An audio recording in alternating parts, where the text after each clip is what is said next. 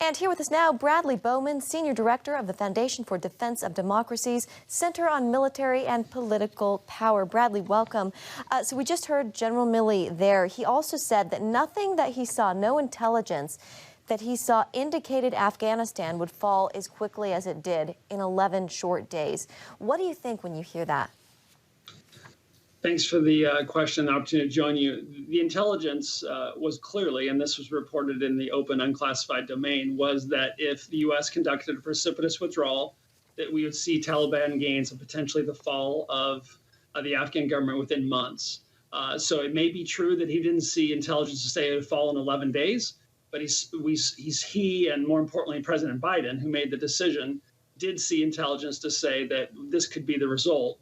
But many of us were surprised by how quickly it happened. Yeah.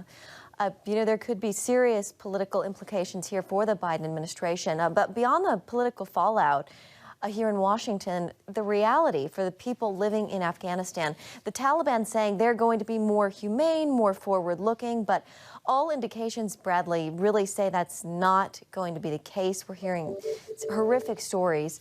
What is life going to be like for people in Afghanistan now with the Taliban in charge? That's exactly right. Here's the bottom line I'd want your viewers to walk away from with. The Taliban-al-Qaeda terrorist syndicate, and I think that's the right way to say it, that murdered 3,000 of our citizens on 9/11, once again enjoys a virtually uncontested safe haven in Afghanistan, as it did on September 10th, 2001. But now their ranks have been reinforced by thousands of released prisoners, and their arsenals are teeming with new weapons, many of them American in origin, and they're now able to say that they defeated the United States of America.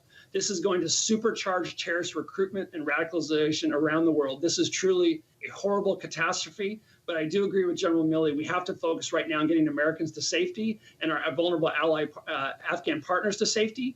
And many of them cannot even get to the airport because our military it needs to make it easier for them to get to the airport because they can't get past the Taliban checkpoints. In your view, how should this have been handled differently? I called, like many, repeatedly for the administration not to do this. General H.R. McMaster and I, 3 or 4 weeks ago, wrote an op-ed in the Wall Street Journal warning of disaster if Biden proceeded. He ignored that. He proceeded.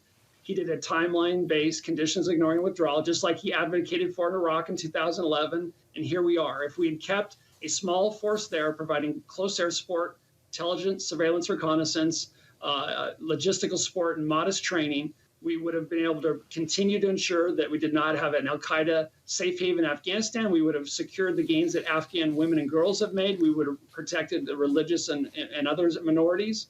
And we would have avoided where we are today. What changed from August 5th when the Taliban controlled no provinces to now that the government has fallen? What changed? President Biden's decision, and he owns this. Bradley, is there any way our government can make this right? At this point, it's going to be much more difficult. I want to be optimistic. It's my nature to be optimistic. I would say, number one, we got to learn the lessons. We got to reject the fantasies like that the Taliban and al-Qaeda aren't attached at the hip. The Taliban conducted this offensive with the help of al-Qaeda in the north. So I was not exaggerating a moment ago when I said we now have an al-Qaeda safe haven. They work together to achieve this battlefield result.